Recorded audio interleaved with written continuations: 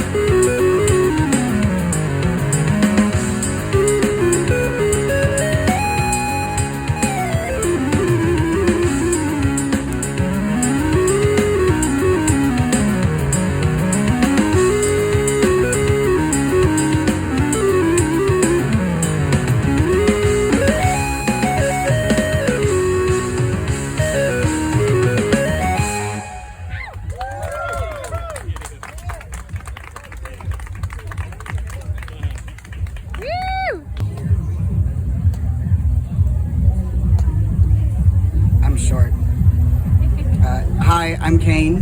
Thanks for indulging me tonight.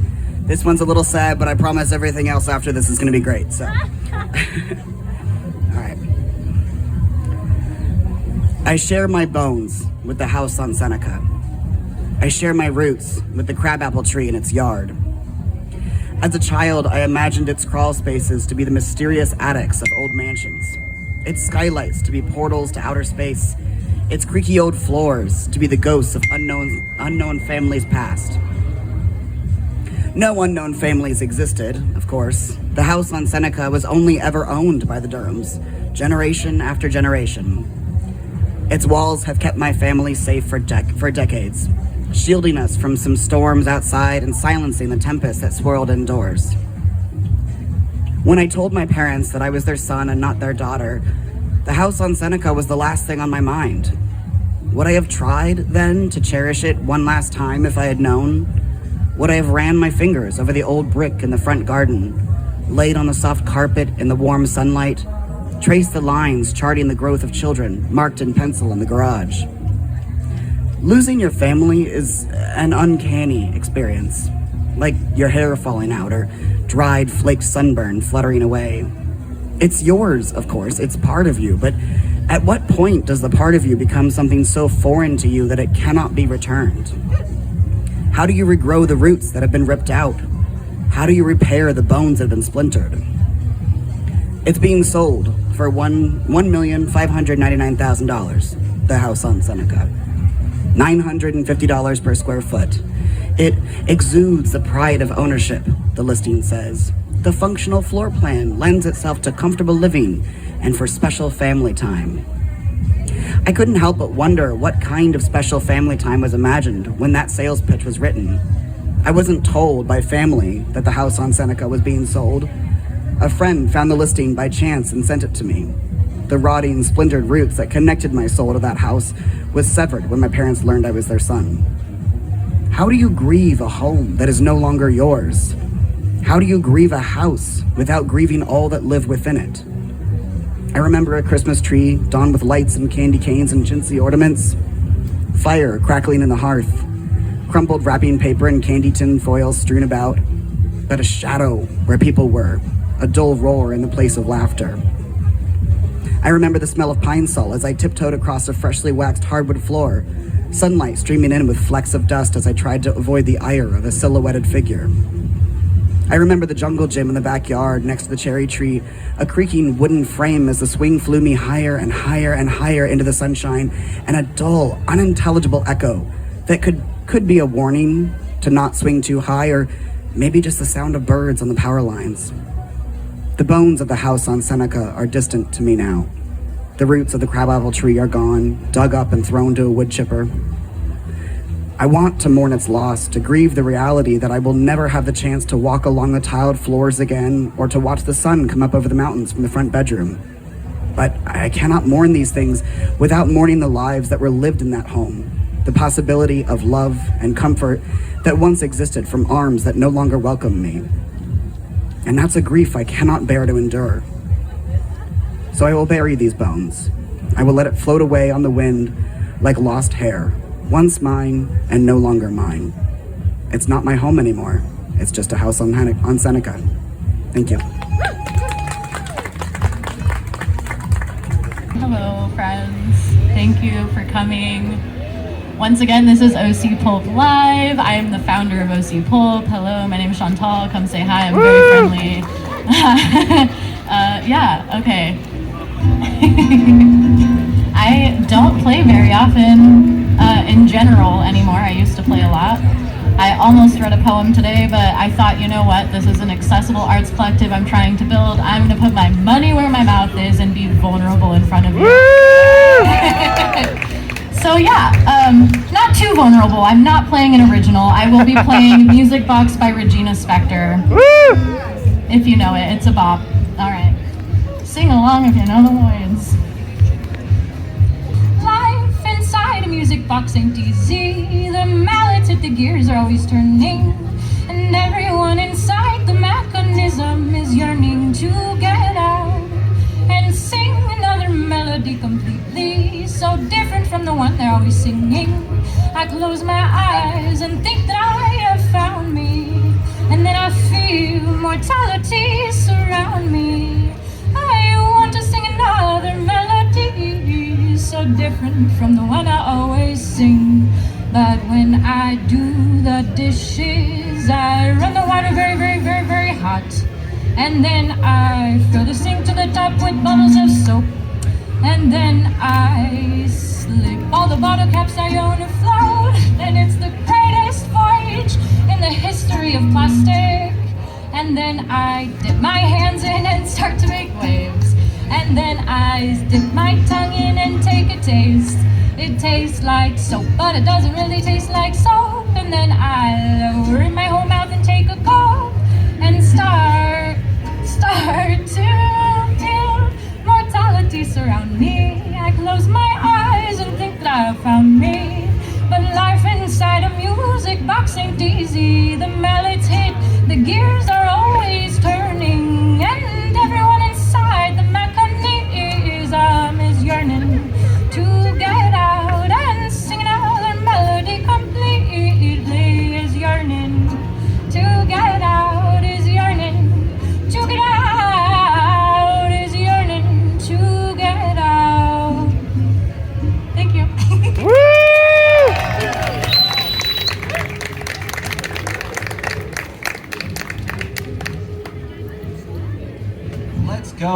Chantal. To some poetry. All right, put your hands together for Sanbud, everybody. Hey, hello. I'm Sanbud, the only Sanbud, the last Sanbud. Got some poems to read. This one's called Pray for Risk.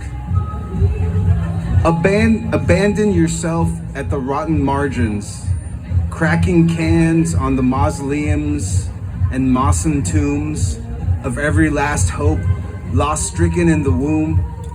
The machine demands breath, cheery fake scorpion-filled wakes conducted every 10 minutes, ritual goodbyes to a supposed to be nobody was ever being. Poisoned with the tears of your grandparents, afloat with the masters of ghosts on street corners, lit by desperate little looks in the energy produced by friendly fictions. Frictionless spacewalk, a kneeler at Pompeii, frozen several thousand years. Your fears make every minute amount to the creation of the moon by collision. Canyons carved through very, very, very long periods of time. A lobster burning forever learns the language. Fragments of memories like fingernails and tonsils drink away distant favors and lost rooms, locked in uncertainties as timed as the tides. Don't worry, you'll probably find God in 10 to 15 years. Try not to take the fire too personally. It's just kind of always on fire over here. Listen, listen, listen, listen. There's a wound that speaks your name without consonants. There's a doom that left a planet without continents. Thank you.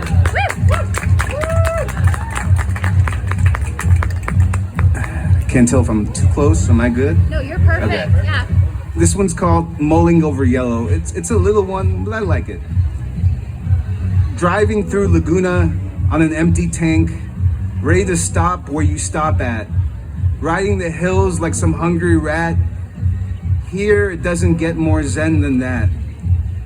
And the hills look like bodies resting in their coffins, and the darkness wraps the countryside like your mother tucked you into bed. But now the silence does that instead. And the empty of the desert is a threat. Distant, debunked formulas of dread. But you still get home every night.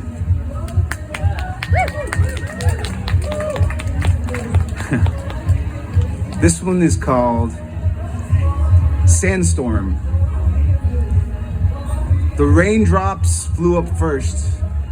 Against the grain of gravity, they that had delayed decay, racing back towards the sky that day. Then the amber frozen tamed, melted out among ice-capped plains again, and every saber-toothed sin and swollen sore rose from heaven as if to beg for more. Tiny little desert mouse, shaped like the thoughts that too rarely left mouths, shaped like the hearts that the broom swept out.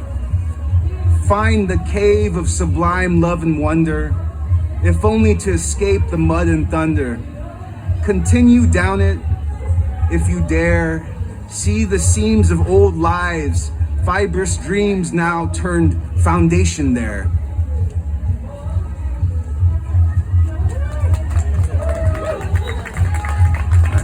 How am I doing on time? You have 1 minute. Okay, Yeah. perfect. Finally, this one's called Black Sea. Lights off at the McDonald's at the corner, and we lose all sense of direction. Landmarks melt away, statues grin facelessly, compass needles frenetic tango. We pass suburban block by suburban block. Was this where your house was? We've passed the McDonald's and we don't even know it.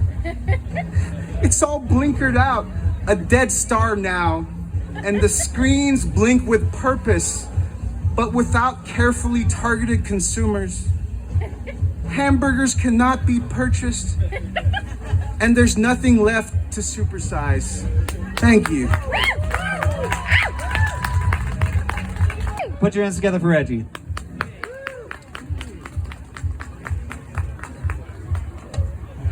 All right, y'all forgive me, I'm reading off a Substack, so let me pull those up. All right, here we go. So this first story is called Otto. All right. As he walked down the street, he watched the people passing by. All his life, he felt like he didn't belong, like he was a cog trying to fit in a machine he wasn't made for. But as he watched the people passing by, he noticed things about them. Little things, but things no less. He noticed that they only talked in loops of things other people had said. But they couldn't replicate the original speaker's voice, so they only came across as a faint echo of what was originally said. This is why some people can talk without saying anything. And he noticed the way they reacted to the world around them, the way they operated within carefully programmed parameters and calibrated the responses according to certain specifications, all drawn up by minds both greater and lesser than their own. This is why some people have never had an interesting thought their entire life. And he noticed that they crash into walls or even each other, but instead of trying to find a way around, they'd keep running into the obstacle in front of them. Their programming would initiate frustration subroutines, and sometimes their emergency hydroducts would activate and moisten their glass eyes, but they would never think to try a course of action different from the one they were already doing. This is why some people never learn. And he realized that he wasn't a cog trying to fit in a machine at all. He was a human trying to pass himself off as an automaton, and perhaps if he was lucky, he might be able to fool them. All right, and this next one is called The Art Contest. C.J. Mortimer considered the two characters in front of him. He did so carefully because whichever he picked would be the face of Mortimer Studios for the foreseeable future. One, a mouse with pink eyes and a blue bow tie, looked like it had been made in a day. The other, a cat with brown fur, a red tie, and a plaid jacket, looked like it had taken weeks, maybe even a month to do. There was something about this one that spoke to him on a deep, instinctual level, although he wasn't quite sure what. Perhaps it was the posture of the cat, slightly hunched forward, with one arm forward as if it carried the weight of the world on its shoulder. Maybe it was the expression on the cat's face, weary, but projecting a certain sense of silent determination. Or maybe it was its eyes, yellow, bright, yet somehow human. And for a moment, C.J. Mortimer felt as if he was looking into the very essence of his own existence. But he picked the other one because he liked the shade of blue that the artist used for the mouse's bow tie. All right, and how am I doing for time? You have like 2 minutes. Oh, okay. I think I could get a poem in actually. Let me get this bad boy up. There we are. Okay, so this is a poem, like I said, and I believe it might be the first piece of original, like non-analytical writing I've ever done. So yeah, it holds a special place in my heart. So this is called Dazing Desert, and yeah, here we go. Amidst the crowd, she keeps to herself like a vintage bottle on a cellar shelf.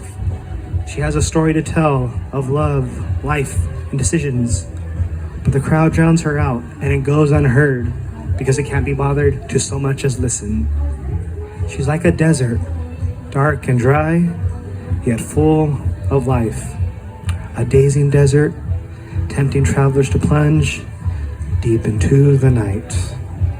Her eyes are soft, her face is kind, but her quiet reserve is utterly sublime.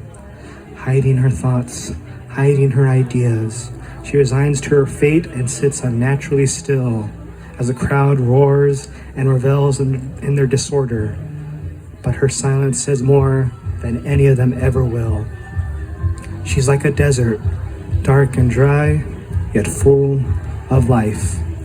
A dazing desert, tempting travelers to plunge deep into the night. At long last, a stranger, a fellow traveler of the mind, joins the crowd and sees the story in her eyes. Looking at him, looking into him, she stops to think, and when she's done, she lets a soft smile spread across her face as she asks herself, is he the one? She's like a desert, dark and dry, yet full of life. A dazing desert waiting for a stranger to shine a light. Thank you.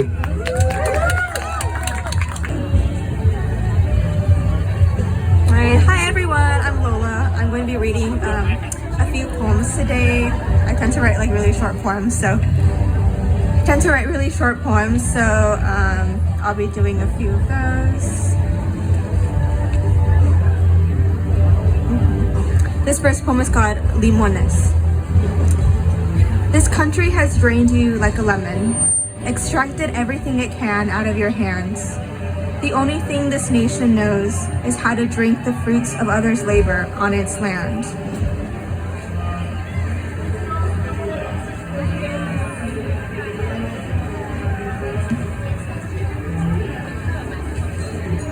Okay.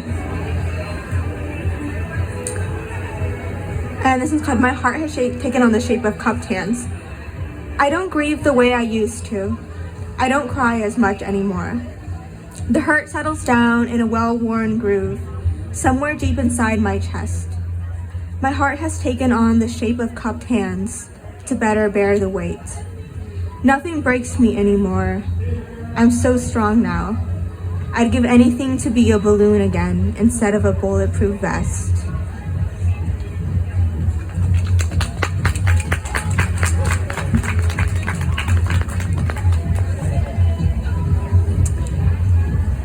I come to you in shreds, but still I come to you.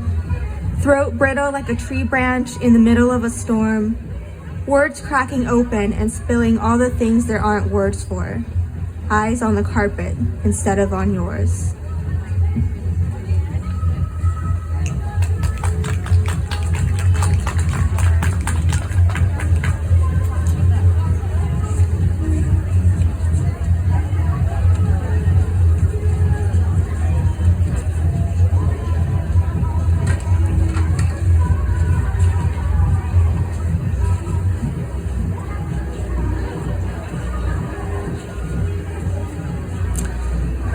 This one's a little bit longer. This one's called Hearts Well Hidden. You and I, two hearts well hidden. Our mating dance, a series of anxious advances and retreats, self-provoked attacks and self-defeating defeats.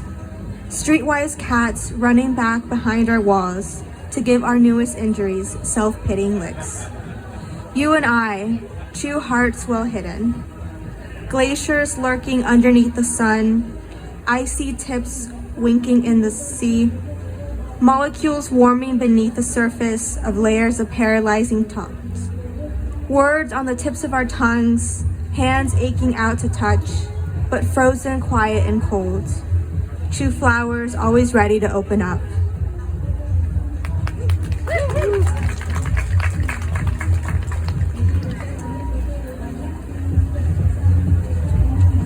And then my last poem is also a little bit of a longer one for me. It's called Mother Tongue. English is a language that my mother will never understand, has chosen never to understand, because Espanol is the only piece of colored thread left to remind her of where she's from. Her children, however, have chosen this country, severing their umbilical cords one by one, and by starting to stumble over the Spanish syntax, effectively cauterizing the last remaining veins shut. My mother always wanted children, warm bodies and hands to hold, to make up for all the people she had been forced to leave in Mexico. Swap meet toys and sticky laughter to ease the tension of the small, empty apartment and her silent husband. Children to have someone to talk to in the language my mother understands. Children to teach things to in a country with a husband that told her she knew nothing, had nothing valuable to give. Marriage would take her country, the border would take her family, depression would take her husband, but nothing could take her body and its stubbornness in the face of weariness to make something out of nothing. I write in the language I understand, have chosen to understand. Wishing I had kept enough words in Espanol to tell my mother, I realize now you gave us everything you had. Thank you.